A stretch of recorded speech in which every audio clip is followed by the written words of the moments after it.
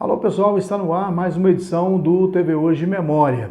Neste final de semana fez 10 anos da morte do jornalista, radialista, sindicalista, o escritor Marlenise de Ferreira.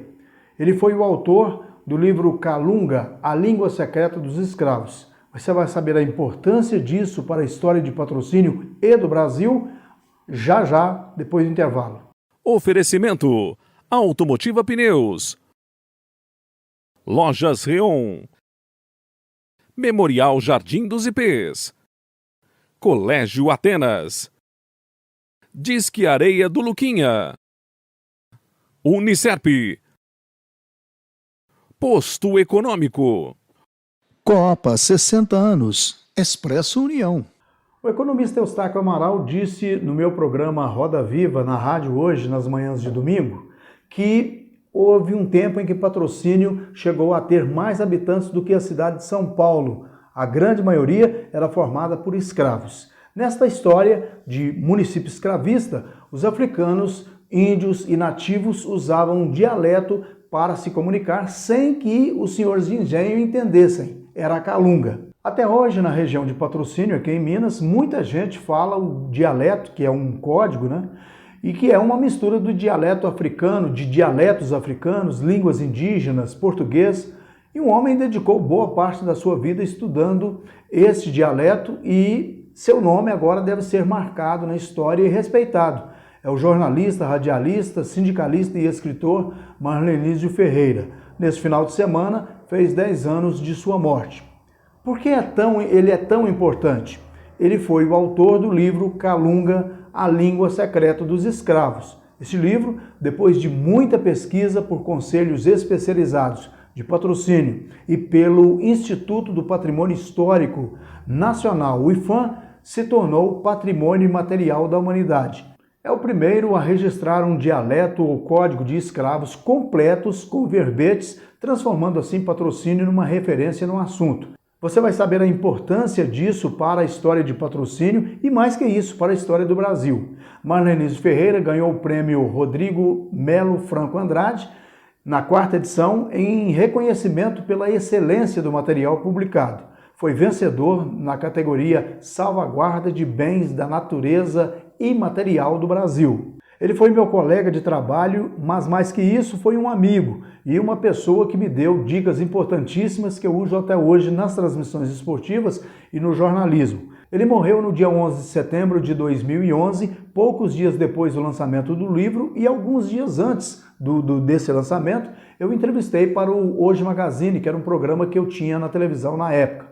Até então ele não sabia que seu livro seria o único registro como bem material da humanidade da calunga. E a calunga é um dialeto com um dos seus berços em Patrocínio. Você vai ver agora a entrevista completa, sem cortes e o que aconteceu depois. Bom, e nesta terça-feira acontece em Patrocínio o lançamento de um livro muito importante, escrito pelo meu amigo e irmão Marlenise Ferreira, né?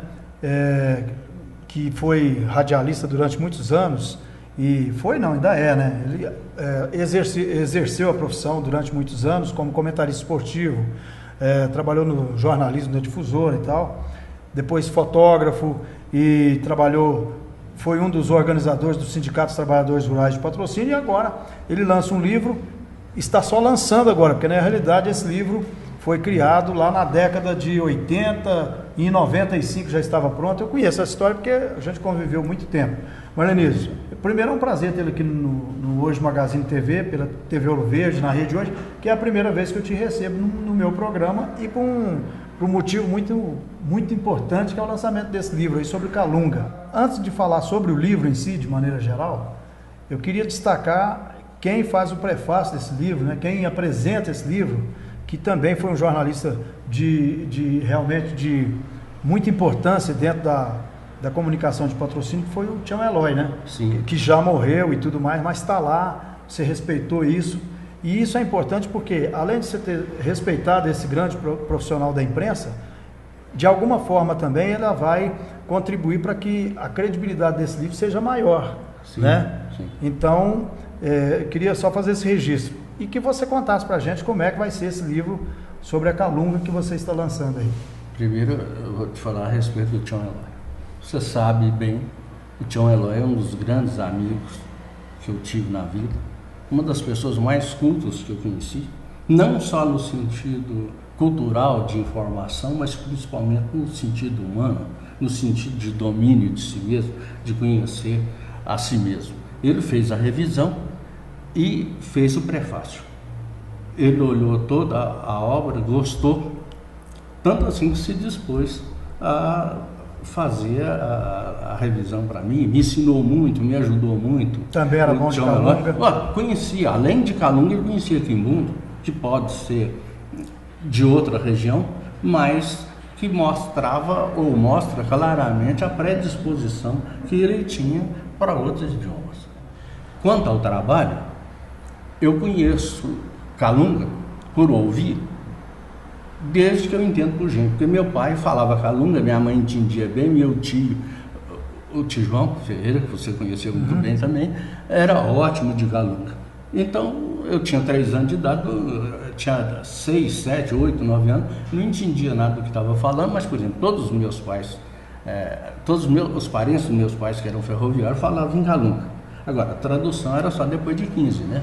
Aí eu tinha um amigo que era filho de um boiadeiro, que também já tinha passado os 15, era fera de Calunga, e nós fomos desenvolvendo a Calunga, né? Agora eu quero deixar uma coisa clara, Luiz.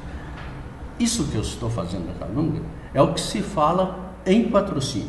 Isso não é um trabalho científico, isso não é um trabalho acadêmico, é um trabalho tal qual é falado. Em hora nenhuma eu fui atrás de como é a verdadeira origem.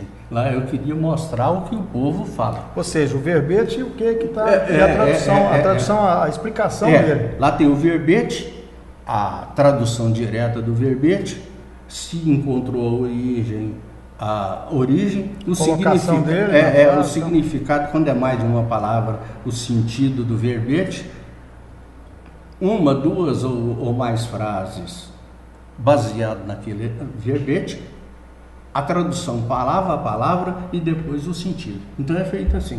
Agora fala lá, vamos supor, para o mar em Berela de Sengo, de Sanjo, de Sengo, de Canguru, isso. Aí, que seria mais ou menos comer exemplo, carne de frango, de porco. Você dizer, por exemplo, em Berela de Sengo, põe carne do mato. Que seria a verdura. Vamos dizer assim, que seria a legume, verdura. Aí eu digo, no Jacamanucá, a pruma em Berela de Sengo. Na casa do Camano, que é aprumado de vaca, é em Berela de Cambu, de Sanjo. Né? Ou seja, na minha casa a gente come abóbora, na sua casa que ganha bem, você come a carne de porco, carne de frango e tal. Você traduziu exatamente pelo contrário, mas foi isso. Pois é, mas então é mais ou menos isso. Agora, por que surgiu a Calunga? Assim, as pessoas têm esse, né? Porque é uma língua que os escravos aqui da região falavam, né? Que é muito interessante. Por que isso? A pergunta foi excelente. No meu entender, porque você sabe que as minhas teses, como eu disse, não são científicas, são pessoais. Do dia a dia, a vivência. Pelo que eu aprendi com as pessoas mais velhas. Eu acredito, e gosto até de citar o caso, por exemplo, de Pompéu, que é uma cidade que foi feita no terreno que era uma fazenda, né? A dona Joaquina de Pompéu, que o Agripa de Vasconcelos definiu muito bem como Sinhabrabo no livro que ele escreveu. Lá chegou a mais de 1.000 escravos. Então o que acontecia? Trazia vários escravos de várias regiões. Suponhamos 1.000. Então trouxeram, por exemplo, 100 escravos de cada região, então vieram 10 línguas diferentes. Para a região do Brumado, aqui dos Pavões, que era patrocínio. Lá, por exemplo, eu estou citando o caso lá que tinha 1.000, né? Por exemplo, aconteceu a mesma coisa aqui. Então, chegou. Então tinha 10 etnias diferentes, 10 idiomas diferentes. O que eles faziam? Eles colocavam um feitor que falava aquela língua e colocava lá. Então 10 feitores tomavam conta de 1.000 homens porque entendia a língua. Pensa bem, se nós fôssemos escravos, você esperto do jeito que já teria arrumado uma saída para nós. Né? Então, fala algumas palavras do meu idioma, algumas do seu, algumas do outro. E quando apertava muito, mudava o sentido da língua. Porque, por exemplo, se nós falássemos 10 palavras do meu idioma, o meu feitor ia entender, eu mudo o sentido dela também. Então, resultado, nenhum dos feitores, nenhum dos donos de escravo entendia nada. Essa é a tese que defende. Eu acho uma palavra muito interessante, gamboa, por exemplo, significa árvore. Ela vem como árvore, no dicionário de português é árvore e tal, e é de origem, tem origem africana. Gamboa é árvore, ou então esse, eu não sei se ele gostava de pescar, tem aqueles remansos no rio, aquelas coisas, é isso. Na Calunga veio como passarinho, como pássaro. Quer dizer, se alguém dissesse gamboa, ele dizia, olha, eu já vi essa questão de gamboa por aí, é uma árvore, é um trem, mas aí o sujeito já sabia, né? O colega já sabia. Quando eu falar gamboa, é passarinho. Quer dizer, para mim eles mudavam também o sentido da própria palavra, da própria língua, para poder burlar a vigilância, que não tenha dúvida, devia ser extremamente rigorosa. Agora, Marlenise, esse é um trabalho realmente muito interessante, né? Quer dizer, resumindo, o escravo usava esse tipo de dialeto que era próprio até, né? Que eles pegavam uma parte daqui, outra dali. Para mim é um código, né? Para se comunicar e, na realidade, os feitores e os senhores de engenho lá não ficar sabendo o que eles estavam falando. E nem os outros escravos, por exemplo, se tinha 50 escravos revolucionários, os outros 950 também não sabiam. Veja você... Tanto é que se começar a conversar, e eles usam até uma palavra em português, se começar a conversar e souber, e alguém de outro setor está pegando, e aquela pessoa não é do assunto ali, tá, falar, tá evaporando. Fala calunga evapora. É outra coisa. Que a outra pessoa estava entendendo o que você estava falando. A partir de 84 a 94, eu só anotei as palavras. Depois de 94 a 96, uma média de 4, 5 horas por dia, e sábado e domingo, feriado e dia santo, trabalhava o dia todo, e não foi uma, nem duas, nem 10 noites que eu escrevi do pôr do sol ao nascer do sol. E várias pessoas me ajudaram. A primeira pessoa a me ajudar foi o Luiz Eustáquio Jerônimo, o Luizão Eletricista, que eu conversei com ele e ele achou que era interessante fazer um dicionário que se assemelhasse a uma enciclopédia, com formato, com o tipo de dizer enciclopédico, fazendo essa definição que nós já conversamos. Depois foi o Carlos Lages de Oliveira, o Carlão pintor, que eles falavam Carlão do Cabelo. Morreu recentemente. Que Deus o tenha, né? Aquele indivíduo, o dia que eu encontrar com ele, eu vou dizer que a hora que o trem apertou, ele fugiu da briga. Porque do jeito que ele era esperto, eu estou achando que ele caiu fora na hora certa, né? O Carlão era um irmão que eu tinha, desde criança nós éramos amigos, né? As minhas condolências, a minha tristeza absoluta, porque realmente era meu amigo. Depois, o Zé Fragildo. Bilac. O Bilac, nós conhecemos, né? O Bilac, como que eu vou dizer? É um ser humano extraordinário. Ele é um indivíduo que também, como nós, vive em função do ser humano. Ele vive de pensar e tentar compreender melhor o próximo. Então, o Bilac, praticamente todas as palavras que eu achei referência em outros idiomas, foi o Bilac que me arranjou, né? E a Irmandade, ele escreveu lá, doou o caderno original que ele tinha para mim, assinou uma folha em branco, se precisar só por em cima, né? O Tião Eloy também tinha esse negócio de eu ia representar alguma coisa, ele assinava uma folha em branco, a hora que precisar pode usar. Você escreve, né?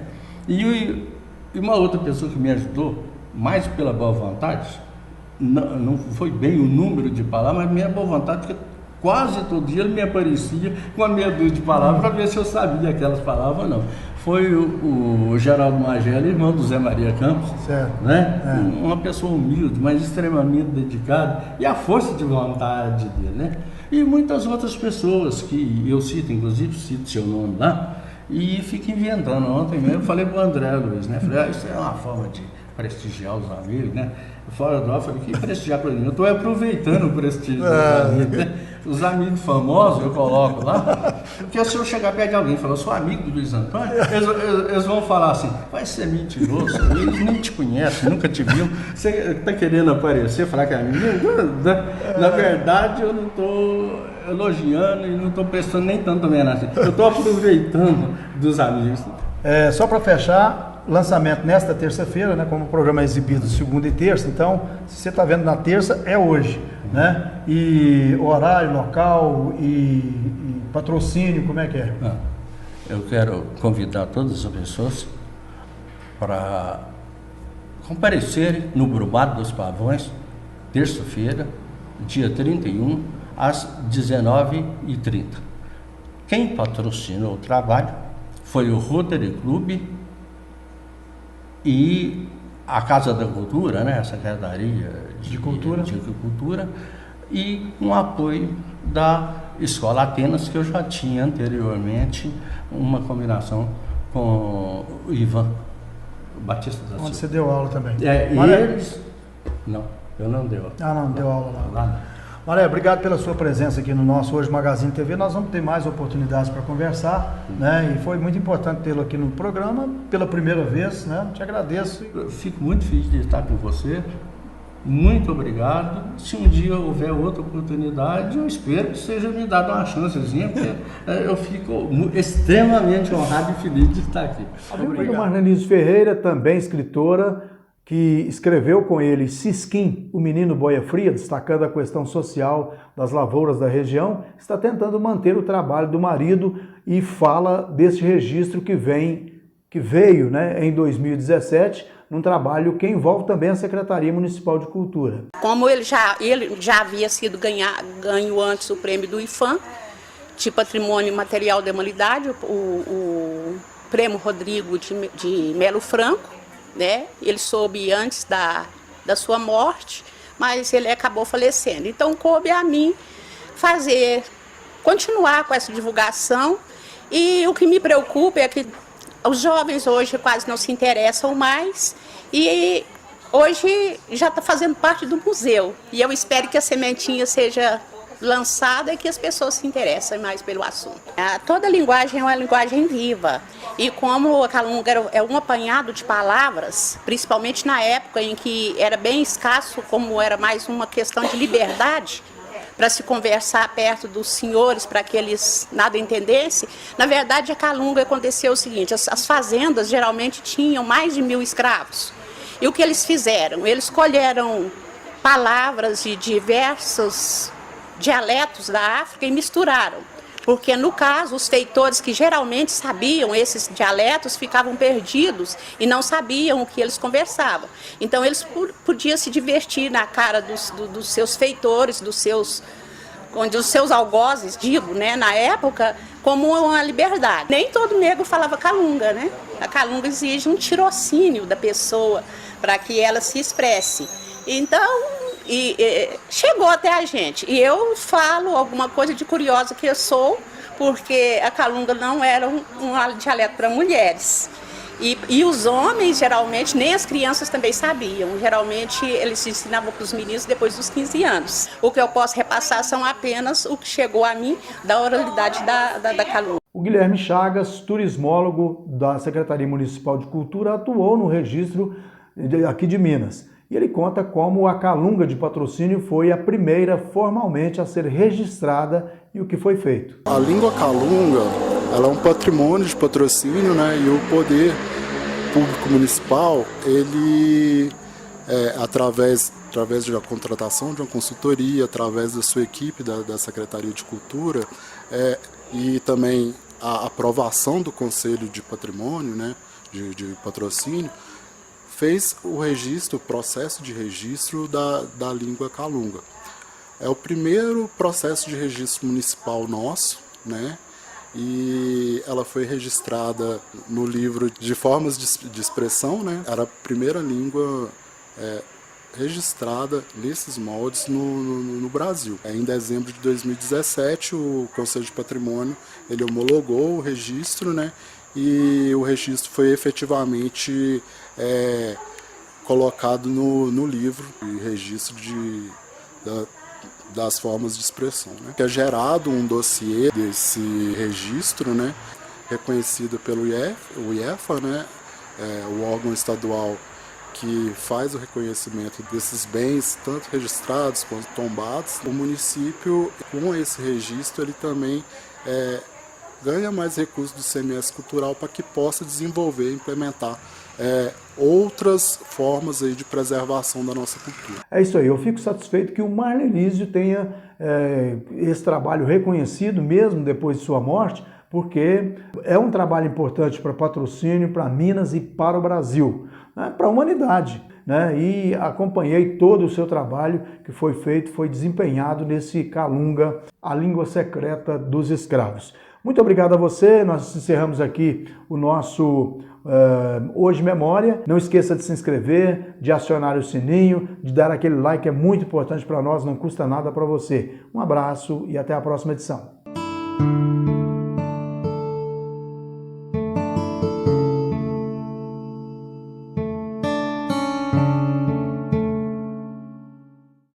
Disque Areia do Luquinha, para serviços de aterro, desaterro, limpeza de lotes e terrenos, areia, cascalho, brita, terra para construção. Disque Areia do Luquinha, a qualidade, preço e a rapidez que você precisa.